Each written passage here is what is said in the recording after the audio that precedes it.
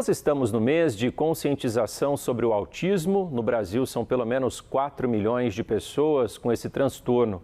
Mais do que uma data simbólica, é um momento de dar visibilidade às pessoas que lutam por um mundo mais inclusivo, compreensivo e acolhedor.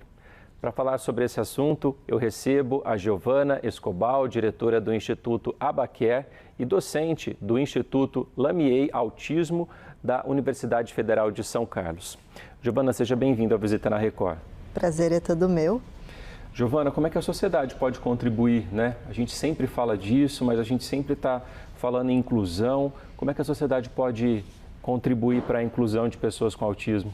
Acho que inicialmente o tema da campanha do mês de conscientização do autismo desse ano é fantástica, porque diz informação gera empatia, empatia gera respeito. Então eu acho que começa daí, né? Quando as pessoas tiverem informação suficiente, elas conseguem se sensibilizar, apoiarem as causas, respeitarem, defenderem os direitos, e aí a gente consegue desmistificar os conceitos errôneos e aí conseguirmos dar a fala aos autistas e garantirmos um respeito. Giovana, agora eu imagino, né, que a gente falou aí que a falta de informação acaba gerando tudo isso, né? Quais são os principais desafios, né, que vocês acabam recebendo aí, que as famílias, né, que têm pessoas com autismo acabam enfrentando?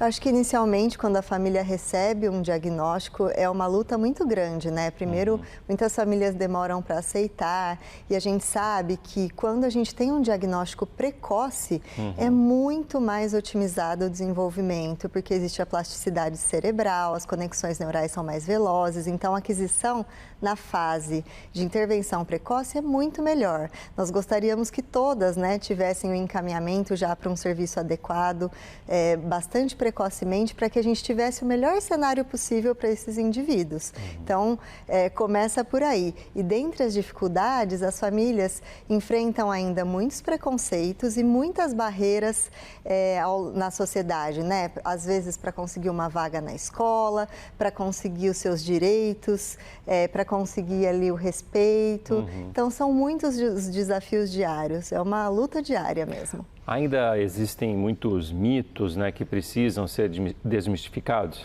Muitos, né? Eu digo que essa é uma área que existe muita informação nas mídias e as pessoas precisam buscar profissionais que sejam conceituados, referências na área, para elas terem as informações corretas, porque tem muita coisa na internet disponível sem nenhum embasamento científico e muitas famílias, por acreditarem naquilo, porque querem fazer o melhor para o seu filho, às vezes se agarram em alguma alternativa que não tem embasamento e que pode até ser prejudicial para aquela criança. E aí o suporte dado de maneira correta pode evitar muita coisa, né? Muita coisa. O tratamento de escolha pela Organização Mundial da Saúde é a ABA, né, que vem de Applied Behavior Analysis, que é um dos braços da ciência análise do comportamento e se dedica a estudar os comportamentos socialmente relevantes. Então, a gente vai identificar os repertórios que estão defasados e os que estão com excessos comportamentais para que possamos reduzir e dar aí um repertório necessário para esse indivíduo ser incluído funcionalmente na sociedade. Giovana, a gente está discutindo isso aqui no programa. Você acredita que a gente está caminhando, né, para uma aceitação maior dessas diferenças? Eu acho que a gente já caminhou muito, né? Então, se falarmos hoje sobre o autismo, tanto que hoje temos muito mais casos, né? Hoje a prevalência é de 1 a cada 36 nascimentos, e isso hoje é mais favorável. Por quê? Porque tem uma conscientização maior sobre o tema, os critérios diagnósticos foram ampliados, nós temos informações reportadas de maneira mais confiável e as avaliações para detectarmos o autismo são mais precisas hoje em dia. Então, a ciência se desenvolveu e isso favorece muito. Existe muita verba para pesquisa, né, para que se possam identificar aí possíveis causas. A gente sabe que tem uma preponderância genética muito grande, de cerca de 90% e 10% de variáveis ambientais que estão em estudo. Então, assim, o avanço da ciência é nítido e favorece muito, mas nós temos ainda muitas barreiras atitudinais e outras dificuldades encontradas na sociedade que nós precisamos trabalhar, sensibilizar a sociedade para ultrapassar. Você falou aí do diagnóstico, né? Muitas vezes a gente ouve dizer que fechar o diagnóstico é uma situação difícil, que leva algum tempo. Então, esses avanços possibilitaram até que esse diagnóstico possa ser feito de uma maneira mais ágil, mais precisa. Ele ainda é muito difícil. Por quê? Porque não existe um marcador biológico ou exames específicos para detecção do autismo, como nós temos, por exemplo, para outras síndromes. Então, a avaliação, o diagnóstico é comportamental, vai depender de muita experiência do médico, né? E muitas características do transtorno do espectro autista se assemelham com outros transtornos, o que dificulta também. Mas um profissional qualificado e bastante experiente, ele consegue fazer esse diagnóstico já precocemente para encaminhar para o serviço adequado e conseguirmos o melhor prognóstico para o indivíduo. Giovana, agora no próximo final de semana, no dia 5 de abril, vai ter um evento, né? Nosso Mundo de Amor, que é de conscientização sobre o autismo.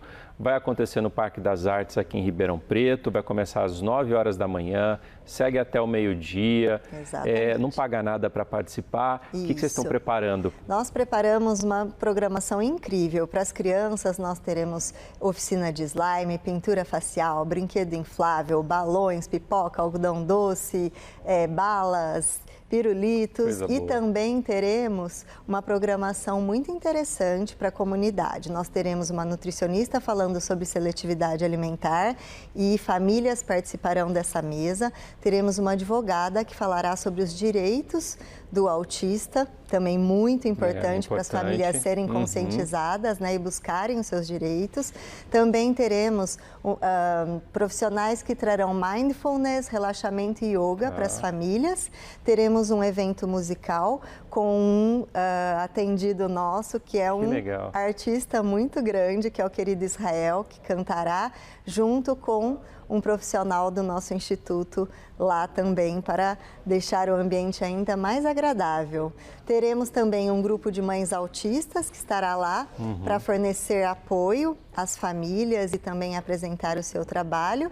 E estaremos lá então para conseguir uma conectividade entre as famílias, trazer informação e levarmos à frente esse tema tão importante da campanha desse ano de conscientização. Informação gera empatia, empatia gera respeito. Muito bom. Giovana, vamos reforçar aí o convite.